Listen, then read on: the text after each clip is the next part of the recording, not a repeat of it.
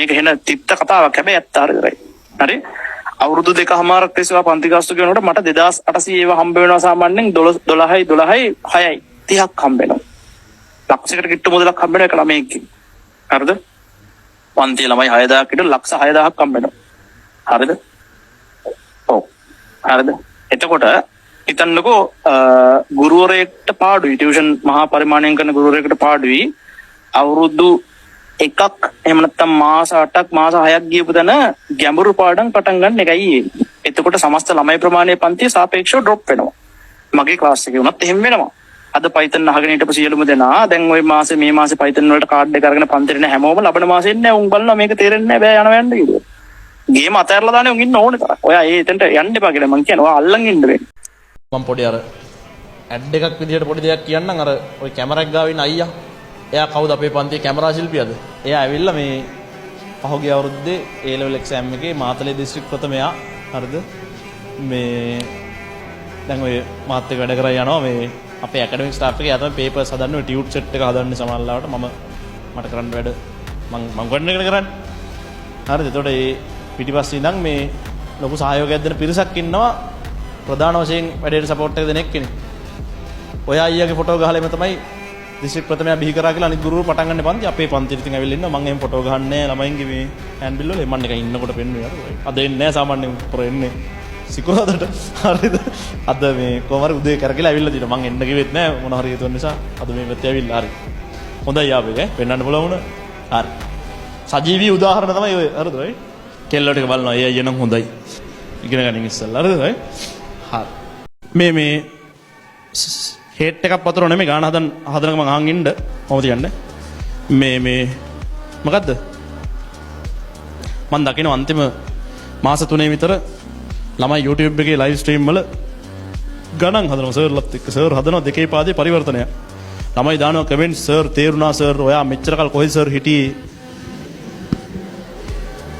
එහෙම එවුන් කොහෙ යන්නද කියන්නකෝ මං ආන්නේ ඌ අවුරුදු 1කමාරක් දෙකක් කිසිම දෙයක් ඉගෙන ගන්න නැතුව ඉඳලා අන්තිම මොහොතේ දෙකේ පාදේ තේරලා ඌ දානවා කමෙන්ට් එකක් හරිද සර් බෙදනවා හොගාලා එහෙම එපා හරිද ඔයා දුර්වලෙක් වෙන්න එපා හරිද ඔයා ඇවිල්ලා නිකන් දෙකේ පාදේ උත්තරේ 10 පාදේ දැක්ක ගමන් පේන මිනිස්සෙක් වෙන්න බලන්න ඒක හරි විශේෂයි ජිම් එකකට යන්න කලින් එළිය නම් බලලා අපි කල්පනා කරොත් එහෙම ඕකට ගියාට මගේ ඇඟ ලොකු වෙන්නේ නැති වෙයි නැත්තම් මගේ බඩ බහින්න නැති වෙයි කියලාද බලලා දරදි උපකල්පනයන් මේක ගිහිල්ලා ප්ලේ කරලා බලන්න ඕනේ අතපය ලොකු වේද බඩ බහීද මිනිස්සු ගොඩක් ජිම් එකට යන්නේ ඕකට හරි එළියේ ඉඳන් කල්පනා කරනවා වගේ වැඩක් තමයි ඔයා හිතුවොත් එහෙම රයිට් මට නිකන් මම මේ ඉගෙන ගත්ත ඇති දැන් ඒව නැත්තම් දැන් O level පාස් වෙලා මම උපරිමයට ඇවිල්ලා ඉන්නේ මම තමයි මාර වැඩ මම දැන් ඊළඟට කැම්පස් යන්න ඕනේ කියලා හිතන එක වැරදි සමාල්ලාවට ඔයාට සමහරට A level මාස 2ක් කරනකොට ඔක හිතේ යකෝ මොනවද O level වලට තිබ්බේ කියලා හරි මම රෙකමන්ඩ් කරනවා පුළුවන් නම් A level කරන ගමන් ඩිග්‍රී එකක් කරන්න A level කරන්න නැතුව ෆවුන්ඩේෂන් කරලා කැම්පස් යනවා කියන එක මම එච්චර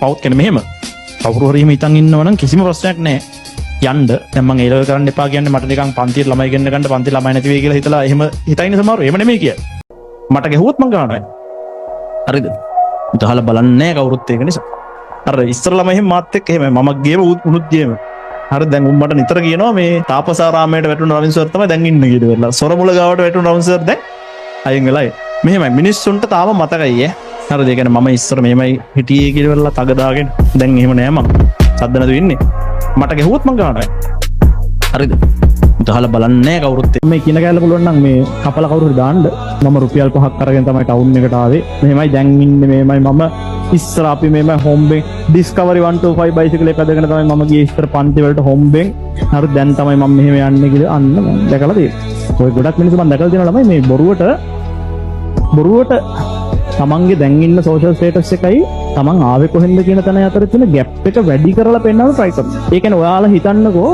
මම පාඩෝ එකක් තමයි කලින් කඩපැද හිටියේ දැන් මං V8 එකක් පදින්න කිව්වට මිනිස්සුන්ට එහෙම එච්චර එහෙම නිකන් ගානක් නැහැ නේ. එහෙමද හොඳයි කියලා කියනවනේ එච්චරයි. මං කිව්වොත් එමේ ඉස්සර මං ගියේ ගොන් කරත් එක දැන් තමයි මං මේ V8 එක යන්න කියලා මිනිස්සු අම්මට සිරියකෝ මූ මාරයිනේ කියලා හිතනවා ඒක. හරිද? දැන් ඉන්න ස්ටේටස් එකයි පල්ලෙහා ඉන්න ස්ටේටස් එකයි දෙක අතර ගත්තාම මිනිස්සුන්ට කන්ට්‍රෝල් කරන්න පුළුවන් ෆැක්ටර් මොකද්ද? Tamanට දැන් ඉන්න තත්ත්වය වඩාත් වැඩි දියුණු කරන්න තව ටිකක් කල් යනවා. සාමාන්‍ය ඕනේ මිනිස්සුන්ට කොහොමයි? දැන් මට V8 එකක් අරගෙන සමහරට ජෙට් එකක් ගන්න තව සෑහෙන කාලයක්. ජෙට් ගන්න මං කියන්නේ නිකන් හරිද? රයි? දවසක් එනවනේ.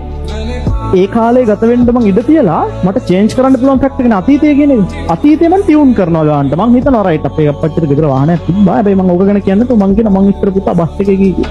එතකොට අහන් ඉන්නේ උන් තාත්තල් එක කරන අජා කියනවද බලන්න වයිටි ගන්න එපා කියන රුවන් දර්ශන කියනවද බලන්න. හරිද? අපේ අනුරාධ අමිලයි කියනවද බලන්න. අමිල නම් කියන්නේ ඌ ඉතින් කොහොමද කෙමිස්ට්‍රි කරන්නේ. හරිද? මේ එකෙක්වත් උජිත් අයියා කියනවද බලන්නකො පන්තියට ගිහම කෙමිස්ට්‍රි කරන්න මේ IT කරන්න එපා කියන්නේ. නෑ ඌ උජිත් අයියා කියන පළවෙනි දවසේ උඹලට මේක කරන්න බෑ උඹලට තියෙන්නේ අරකට නම් ආසාව ඒක කරපන්. ඒක එහෙම කියන්නේ.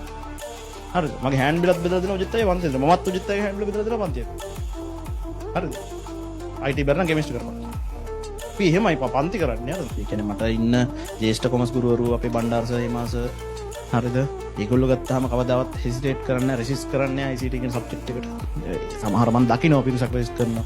අර ඉකෝන් BS දෙකම එක්කෙනෙක් කරනවා. නැත්නම් ඉකෝන් BS accounting තුන් දෙනෙක් කරනවා. BS එක්කෙනාගේ පන්තියට ළමයා යන්නේ නැතුව IT වලට යනවා. එතකොට නිකන් අවුල් වගේ එහෙම එකක් පොඩි එහෙම මම දකිනවා. හරිද? මේ උතන අර අපි ගුරුවරු අතර ගැටීම් ඇති කරන්න ඕනේ නැහැ. ළමයි ඔක වෙලා තියෙන අර මේ මිනිස්සු සමහර මිනිස්සු ඇත්ත කතා කරනවා ළමයාට කැමති තීරණය ගන්න කියලා. සමහර මිනිස්සු බොරු කතා කරනවා තමන්ගේ අර බඩ මේ මොකක්ද දෙක රැක ගන්න. ඊයක් හරිනි ආවොත් ළමයි ගියොත් වචනයක් නේ. මං කියන එක තේරෙන කට්ටිය සන් බෑ.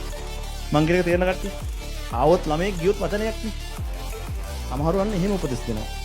හොඳට කල්පනා කරලා මිනිස්සු දෙන උපදෙස් ගන්න. මං ඔයාලට කොහෙවත් කියලා නැහැ නේ IT කරන්න කියලා. මං ඔයාලට කියලා තියෙන්නේ මෙන්න කරුණු ටික මෙන්න සිද්ධිය කැමති එක කරන්න. ඔයා තමයි ඩිසයිඩ් කරලා IT කරන්න ඇවිල්ලා තියෙන්නේ. මං කවදාවත් කියන්නේ නැහැ IT කරන්න කියලා කාටවත්. හරිද? එහෙම කියන්නෙත් නෑ. එහෙම කියන එක හරි කැතයි නේ IT ගුරුවෙක් ඉතින් IT කරන්නේ. BS ගුරුවරු ඇවිල්ලා BS තමයි පුතා සබ්ජෙක්ට් මොන විල්ලද නේද කතාව දේව. හරිද? එහෙම නෙමෙයි. ඒක අපි පොදුවේ ළමයාට ඔළුවට දාන්න ඕනේ. ඔයා මෙන්න මෙහෙම සබ්ජෙක්ට් සෙට් එක ඔයා කැමති එක කරන්න. ඔයාට අනාගතේ මේක කරොත් එහෙම වෙන්න බෑ. ළමයාට දෙන්න ඕනේ මේ අයිඩියා ගන්න, බ්‍රෝඩ් අයිඩියා ගන්න. හරිද? අපි කොහොමද ළමයාගේ ජීවිතේ තියෙන්නේ? මැත්ස් ගුරුවරු, සයන්ස් ගුරුවරු, කෙමිස්ට්‍රි ෆිසික්ස් කරන, කම්බයින්ඩ් මැත්ස්, බයොලොජි කරන ගුරුවරු. ඊටාම කලාතුරකින් එක්කෙනෙක් මම දැක්ක බයොලොජි කරන එක්කෙනෙක් රෙසිස්ට් කරන කාලයක් තිස්සේ IT වලට පස්සේ ඒක හරි ගියා. පුදුලෙමත් එක්ක හොඳයි. හරිද? මේ මම කවදාවත් දැකලා නැහැ. IT කරන්න එපා කියලා රෙසිස්ට්. ළමයාට ඕන තීරණේ ළමයා ගන්න ඕනේ. ගුරුවරුන්ට කියන්න බෑ. ගුරුවරුන්ට බලපෑම් කරන්න බෑ. ඔයාගේ ජීවිතේට අම්මයි තාත්තයි ඔයයි අරුණාම අම්මයි තාත්තයි කියන එක අහන්න ඕනේ. හරිද? ඒ අරුණාම පිටස්තර කිසිම කෙනෙක්ගේ බලපෑමක් මේ ඇතුළත් කරගන්න එපා. ලක් වෙන්න එපා ඒ බලපෑමට. එපා එහෙම. මොකද අන්තිමේට මේ මිනිස්සු එන්නේ නැහැ. ඔයා බේරගන්න.